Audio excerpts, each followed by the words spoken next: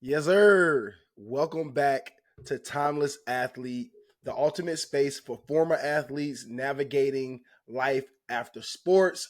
I'm Andrecus Lindley, and if you're anything like me, transitioning from a fast paced, adrenaline fueled world of athletics to a post career life comes with its own set of challenges. Here, we'll dive deep into some real struggles of athletes, what they face after hanging up their jersey.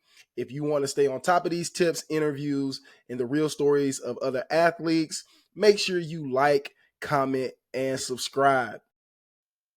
Let's build a strong community of former athletes ready to tackle the next chapter head on.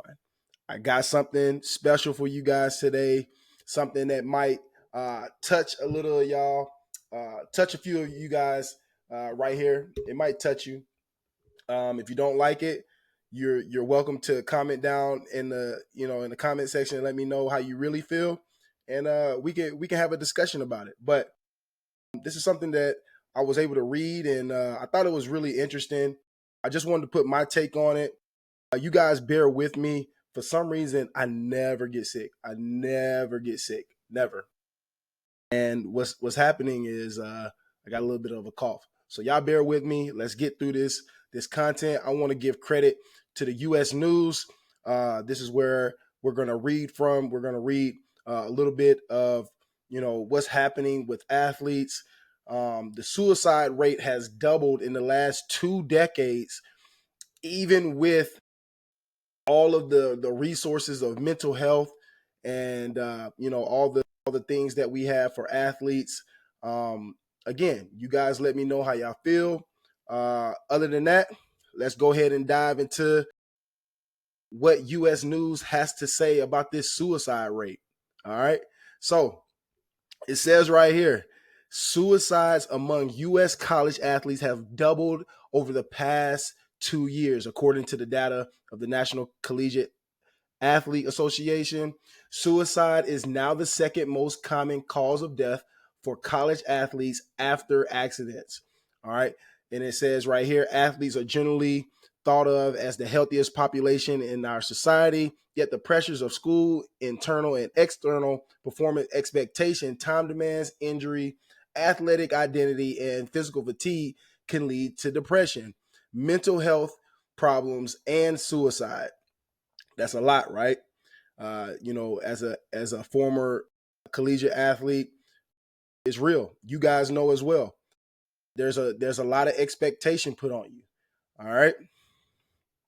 But they did a study. It says for the study, Leland and the colleagues analyzed suicides among NCAA athletes from June 2002 to June 2022.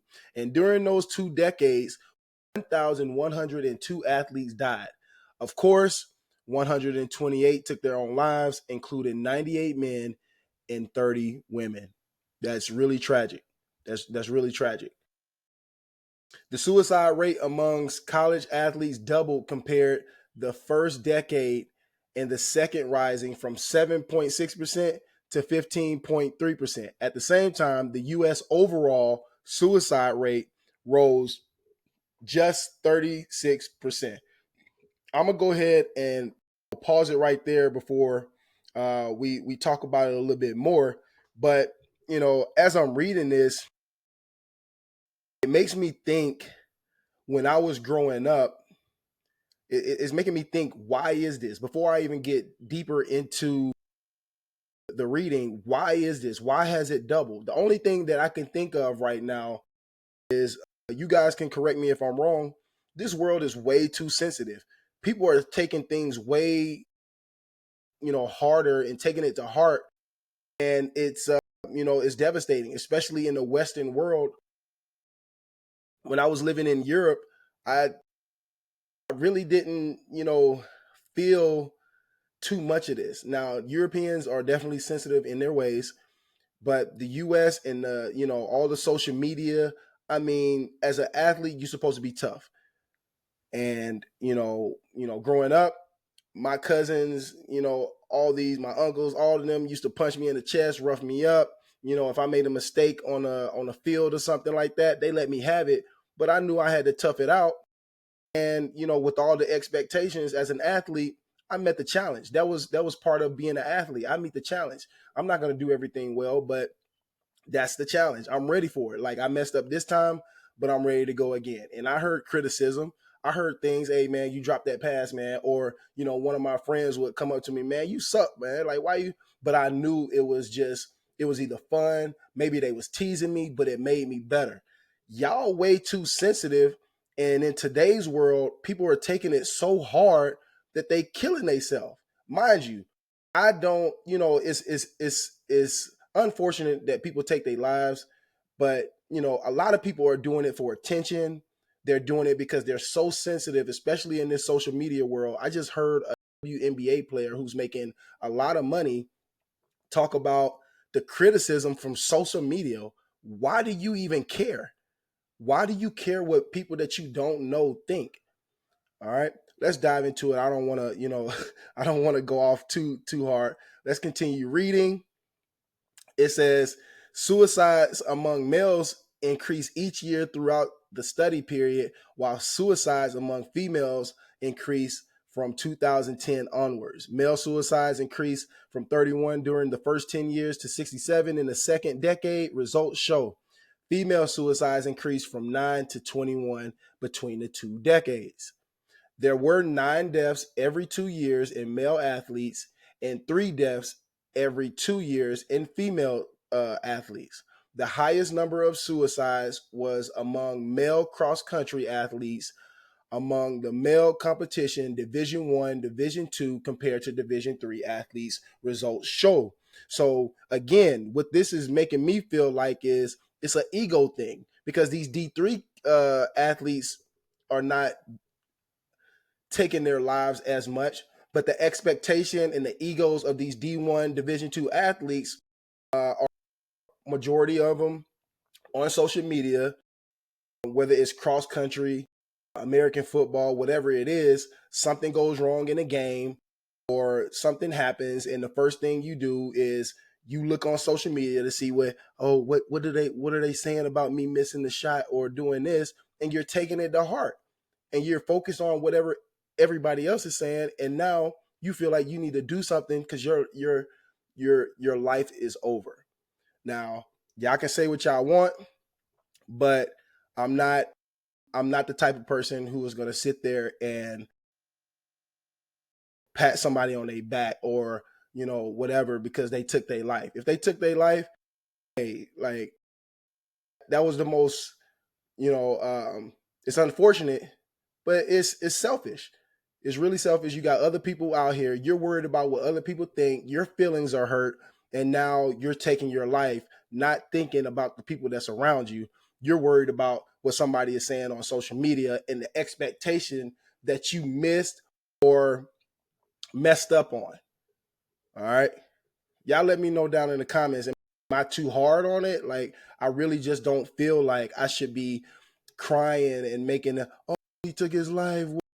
He took his life. Get him up out of here. Like, this is really unfortunate, but there's so many resources out here for athletes with their mental health. It almost doesn't matter because people today are so sensitive. Now, you don't see these same problems in the 70s, the 80s, the 90s. Michael Jordan didn't have this problem. Tiger Woods didn't have this problem.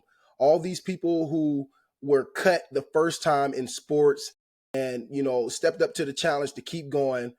I understand everybody is different. I am sensitive to that fact. I understand that everybody is built different, but now everybody is built the same with all this sensitivity, and they want somebody to feel sorry for them. All right. There's resources. There's people that love you.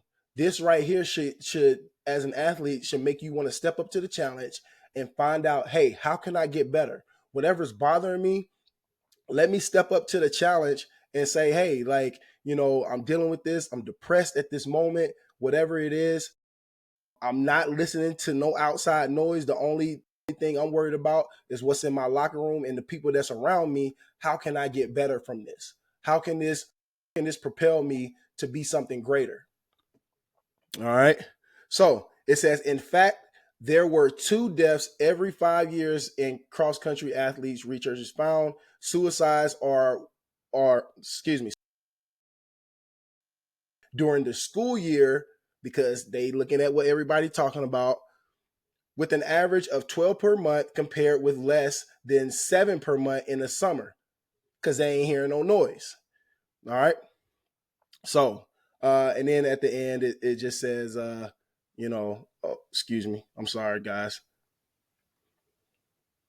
All right. It says, researchers have pointed out that the NCAA, oh, excuse me. I skipped all the way down. Hold on. All right. It says the data didn't include any information that might explain why athletes might commit suicide. I just told you. I already know what's going on. All right. Athletes may experience harassment and abuse within the sport, including psychological abuse, physical abuse, sexual abuse, hazing, cyberbullying from the public and members of their team, including peers, coaches, members of the entourage.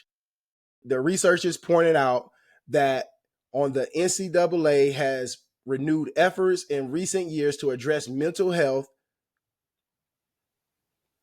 I don't know why. Excuse me, guys. Excuse me.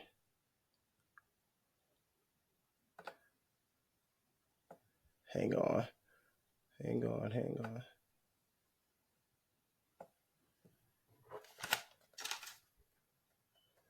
I gotta go slow. Make sure it don't.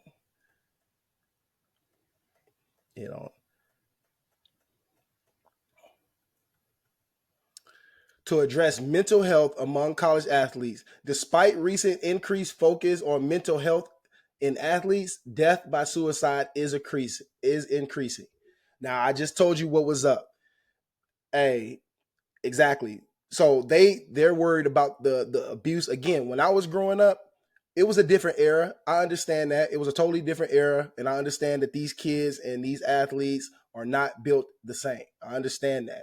But majority of the time these people are taking their lives or athletes are taking their lives is because they're not taking the resources that they are given today seriously. They just told you that they're increasing the mental health.